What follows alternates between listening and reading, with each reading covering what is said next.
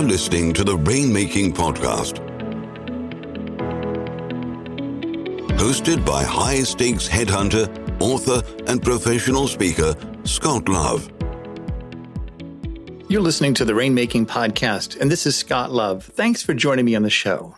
My friends, we have a really interesting speaker today, and our topic is building a book from the ground up. If you're a rainmaker or even a potential rainmaker, this is an interesting story that has some significant lessons for you. Mark C. Fava, our guest today, he's a career aviation lawyer and also a retired naval flight officer. He's a prolific writer and entertaining speaker, and he retired from the U.S. Navy as a captain, commanding 3 units, including an aviation squadron. He's been a law firm partner and a corporate executive lawyer, and even as a law school adjunct professor, he taught aviation law and legal writing. What's interesting about Mark is that he was the chief operations attorney at Delta Airlines on 9/11, and he also spent years in the Navy's P-3 Orion chasing Soviet submarines. Also, Mark is the author of Lessons from the Admiral, Naval Wisdom and Sea Stories for Leaders. I read that book and I'd highly recommend it. In fact, we put the links in the show notes to get Mark's book and also Mark's bio link, so make sure you connect with him directly. And I hope you get some great ideas from my conversation with Mark. I think he tells a great story and a story of how you can become a significant rainmaker. Thanks for listening. And as always, this show is sponsored by Leopard Solutions, legal intelligence suite of products, Firmscape, and Leopard BI. Push ahead of the pack with the power of Leopard. And now here's my conversation with Mark Fava. Thanks for listening. Hi, this is Scott Love with the Rainmaking Podcast. Our guest today is Mark Fava, and our topic is A Rainmaker's Journey, building a book from the ground up. Mark, thank you for joining me on the show today. Scott, thank you so much for having me. It's great to be here. Yeah, you bet. And I love your hearing about your naval career. And first, I wanted to start off with the promotion of your book, Lessons from the Admiral, Naval Wisdom and Sea Stories for Leaders. And the concepts here apply to any sort of organization because people are people. I love the context of the naval sea stories that you share. And so we're going to put the links to get the book on the show notes. I'd highly recommend this. It's a really interesting read. And so thank you for writing this, Mark, and thank you for being here on the show. Well, thank you. And so tell us then your journey. When you started in law, you had a series of events that kind of led for you to really develop some depth of expertise in your field. Tell us kind of from the beginning, where were you when you started your journey in becoming a rainmaker? Yeah, I was like you. I spent the first few years of post-college graduate school in the Navy. I was ROTC graduate, came back to South Carolina, went to South Carolina Law School, was working at a law firm, and really wanted to break into aviation law. And I was just having a hard time doing it at the time in South Carolina.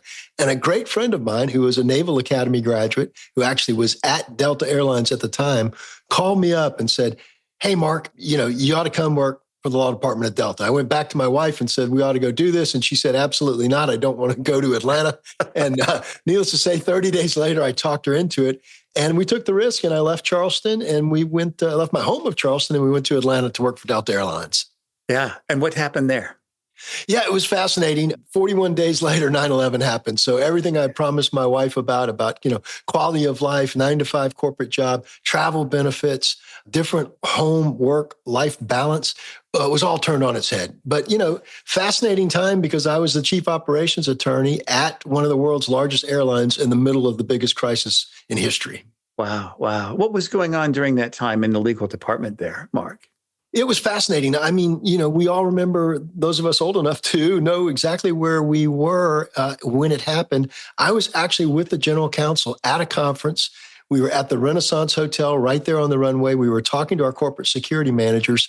And back then, we didn't have cell phones. Everybody had pagers. Everybody's pagers started going off. And I got to tell you, we knew then something wasn't right. And the next year or two, it was just a tremendous amount of work for the law department across every profile that we handled. You can remember that there was no TSA back then, right, Scott? That's right. Yeah. Wow. That's back in the day. And so you were in a critical inflection point in your life and in your career. And then what led up to wanting you to go back to the firm that you were with before? Yeah, I'd gotten out of the Navy and gone into the reserves to return home to Charleston. So my family was in Charleston. 3 years later, my wife said, "Hey, I'd really like to go to Charleston, go back." And I promised her if it doesn't take in Atlanta, we'll go back. And that's exactly what we did. So I picked up the phone. This is the don't burn bridges lesson. I called the managing partner and said, "Hey, I'd love to come back. Do you remember me?" And he said, "Sure, we remember you." He said, "I never will forget this." He said, "But we don't have any work for you. So if you want to come back and you want to work here, you've got to build your own practice." Yeah, I like that. You mentioned never burn bridges because you never know what's going to happen, right?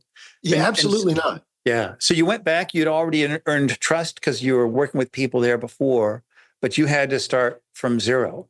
What was your plan? What went through your mind, and what was the plan that you had to really start building your practice?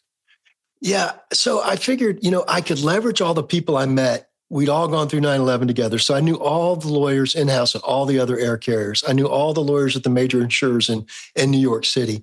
And I also knew that there wasn't any other bread and butter aviation attorney in South Carolina. So I tried to map out a plan. How do I market myself as the aviation lawyer in South Carolina? How do I get to the point that if you Google aviation lawyer South Carolina, my name comes up?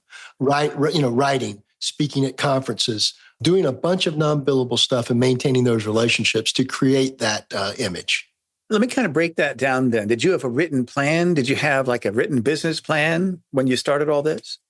I did. I sort of mapped out. I always was thinking, okay, where do I want to be 5 or 10 years from now? So, how do I get there? And it would be publish a couple articles a year and then go to the conferences and figure out how I could speak. And, the first time you show up at a conference, Scott, you're not going to speak. It might be the third or fourth time you show up there. Yeah. So that's how I eventually started to do it. I targeted the major aviation law conferences, and I went there with a purpose.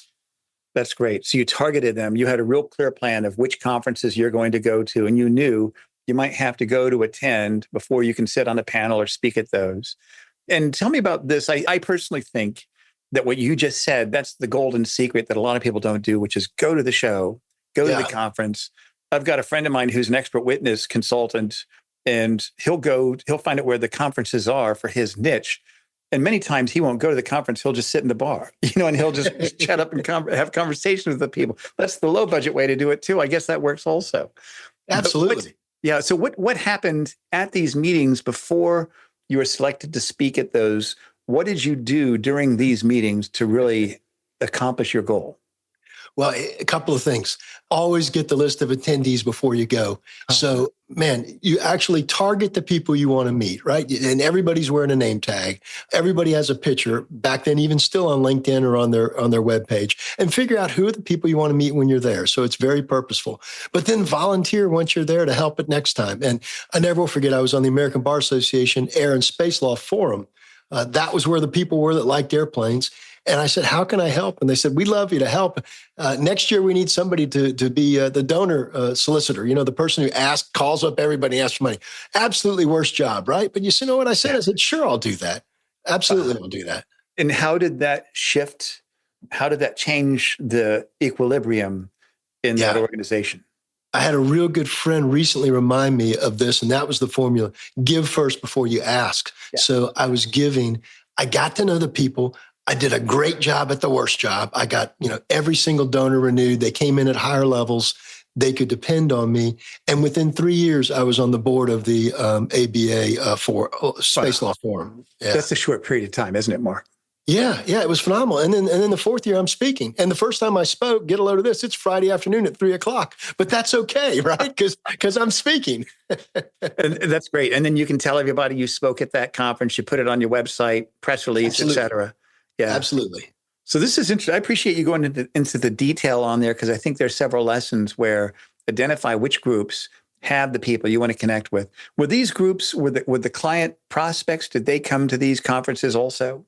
Yeah, it was a mix of both. It was a mix of practitioners who did the same thing I did, so potentially competitors, but that's fine. You know that in our market or in any market, right? Sometimes your competitors are your biggest source of referral business, but then also the aviation insurers who would give you the business. And then even more importantly, I was meeting governmental agencies. So on the board with me was the head lawyer of the TSA at the time, Francine Kerner. So, and quite honestly, the irony of all of that, the head governmental relations lawyer for my current employer was also on the board.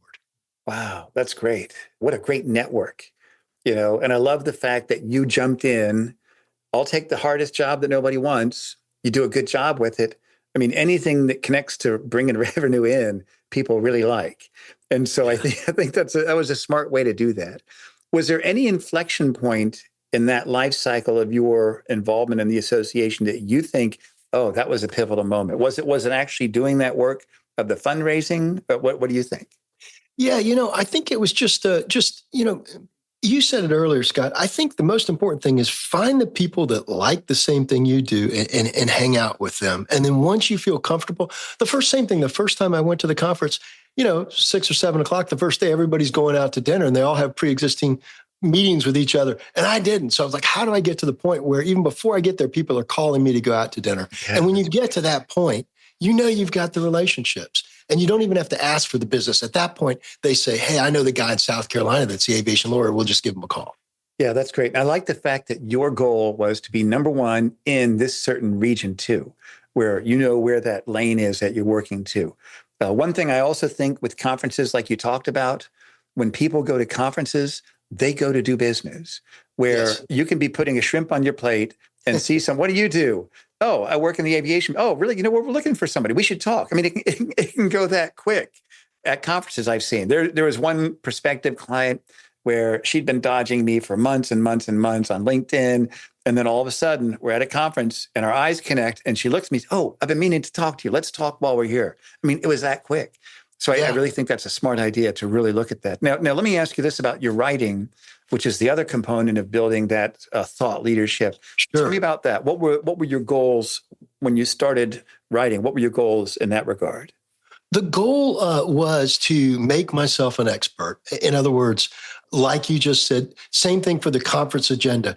Once you're on the conference, if somebody Googles your name, there you show up on the agenda, right? The writing was the same thing. So the first article I wrote, I never will forget this, I just wrote for the South Carolina Lawyer magazine, the magazine put out by the bar, and it was something entitled, post 9/11 TSA regulations and how air travel is going to change. Scott, it was maybe a 5-page article, and that was it. And that, from there, I just kept writing, moving to bigger publications and better publications, but all along trying to build up those Google hits and that image as the person in South Carolina they would want to go to. I mean, so I think some people think I'm going to write an article and I'm going to get a call. And I don't think sometimes it can go that quick. What are the other benefits of writing for thought leadership? Yeah, I just think you do get the call eventually, but it's like you said, it's amazing how many people, it's the same thing as LinkedIn these days, right? It's amazing how many people see you and never say anything, but when they meet you, they know. Oh, you wrote the book. Oh, you're the aviation guy. And then once I figured out I had South Carolina, I started marketing it as the Southeastern Aviation Law Practice Group because I knew I couldn't compete in DC and I wasn't going to compete in New York, but I surely could compete in North Carolina, Georgia, and South Carolina, where my firm had offices. Yeah, that's great. That's a really smart way to do it, I think. And just in terms of strategy. So I've noticed with writing articles, because a lot of people, I'm too busy. And if you just make the time and you put time on your calendar, let's say it's the beginning of the month, you're going to allocate 3 30-minute sections of time one week for just sit down for half an hour. Now, you're actually going to end up an hour working on it. But when you put a half hour in your calendar, you can do that. You can't commit to a whole hour. You'll end up doing a whole hour. And so that's kind of how I fake myself out by making myself do that. But I found, because I've written a lot too, is that it's not just something that's going to be read by a prospective client, but it's something that's read by current clients and by people that already know me or people that are just starting to get to know me. And I believe that relationships are built on frequency of contact. And a contact can be somebody reading you an article that you wrote. That's a contact. That's a connection. Hearing you on a podcast. That's another arrow in the quiver in terms of building that relationship. And so if somebody is struggling with writing, what should I do? Let's say they're a professional. They've got a very narrow niche.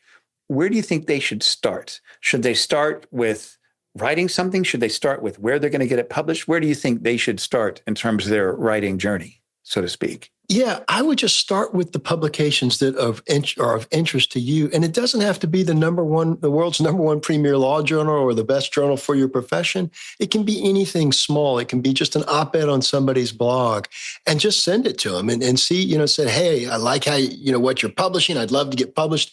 here's my concept, and I can turn this into an article in such and such time. And then if they say yes, you meet the deadlines and you deliver on a product, right? You're on time. And boy, that takes up a lot of their worry if you deliver a professional product. Yeah. And they've got something to publish. Yeah, that's right. And the thing about writing is that you write it once, it can be reshared over and over again. You write it for the state chapter of the American Widget Manufacturers Association of South Carolina. Guess what? You can send that same piece to the North Carolina chapter, the Georgia chapter, the Tennessee chapter, Virginia chapter. You do the work once and make money over and over again, was kind of how I explained it to people. Yeah. So we've got the speaking, we've got the writing. I also think in between all that is you're networking. You're doing things for people. You're giving referrals. You're a contributor. Are there any other components of thought leadership that you've really seen as important for a rainmaker to really focus on? I think what I said earlier, be known as a giver rather than a taker, right? How can I help you? How, especially the people who are behind you, how can I help you in your career? Anybody that's ever worked for me, it's been my priority to make sure that I take care of them. And if they work hard and they deliver, they have a quality of life and they're promoted. And I think that brings you tremendous value as you move along through your career. Because ultimately, and Scott, we've seen this in our careers, some of those people are going to bypass you and ultimately might even become your boss, right? Yeah. So help the people below you, and it creates a wonderful atmosphere. Yeah, absolutely right. So Mark, what was the time in your life where you realized, I've got critical mass in my practice? How did you know that you're really starting to get somewhere in building your book? Yeah. Again, I never will forget it. I had gone to a legal marketing, again, just always learning from others, right? Several years I had gone and gotten very close to my billable hour goal, but maybe missed my collection goal. So I'm investing in myself and maybe missing the end of year bonus. It's that time of the year. I remember December, they'd come around and, Mark, you missed it by a little bit. That's because I was doing so much non-billable marketing. The next year, I started hitting my target. I started feeding work to other people. But when I really knew it happened, Scott, is I had been pinging the guy who covered the aviation beat for my local paper. He was also picked up by the AP a lot. And I would just send him emails. Hey, I saw this coming to town, blah, blah, blah. I'd be happy to be quoted on it. I sent him probably 5 or 6 emails and he never responded. I sent him a 7th one. And one day I'm driving on the interstate to work and he calls and it's just like he's my friend. Hey, Mark, this is John down at the Post and Courier. I got your email on X, Y, and Z. I'd love to get a quote from you. I was like, wow, So the next day I appear in the newspaper as aviation expert lawyer Mark Fava said. And that was it, man. I'd finally made it. That's great. That's a great story. What did you do with that? Did you just look at it and do it and say, that's nice? Or what did you do with that content after he quoted you? No, I guess you got to be diplomatic and careful with how you do it, right? Because at the time I was still at the law firm and I was still representing major clients there. But I did let other people know. And, I did send it to clients just saying, hey, you might have seen that I was just recently quoted and whatever. And it might have been the last byline, right? And oh, by the way, just so you know, have a happy holiday. And I was just recently quoted in this, right? Yeah. Because to your point, Scott, they like that. They say, okay, the person's got some credibility here. Yeah, that's great. Did you have a group of editors or reporters that you would regularly ping and reach out to from time to time? I can't say that I did, but the good news is once one of them gets you on their list, they're going to come back to you all the time. So anytime anything happened, aviation-wise, even if it wasn't in South Carolina, anytime anything happened related to a plane or an accident somewhere, he would call me. And more than half the time I could quote. And then the most important thing is, especially for lawyers, we're used to giving these real long quotes and explanations. And again, the marketing CLE that I went to said, short, punchy, 5 or 6 words that can go right in and meet their deadline. So sometimes I would just say, what's your deadline? Let me give you a call back, right before the deadline. And then I'd sit in the car, sit in the office, write down a sentence, edit it, make it shorter, and punchy, and then call them back and say, here's what I think. And that exact quote would appear in the paper. That's great. Do you think reporters read articles that other reporters in their same area are writing? Absolutely. Yeah, absolutely. So if you give a good quote for one, it's like you're giving a good quote for all the others. You're showing the others that I can be a good source, right? Sure. And again, it all goes, the first thing we do every time we get somebody's name, what do? We Google them, right? And other reporters are doing the same thing. What about taking your content and repurposing that in other areas? How have you done that in the past?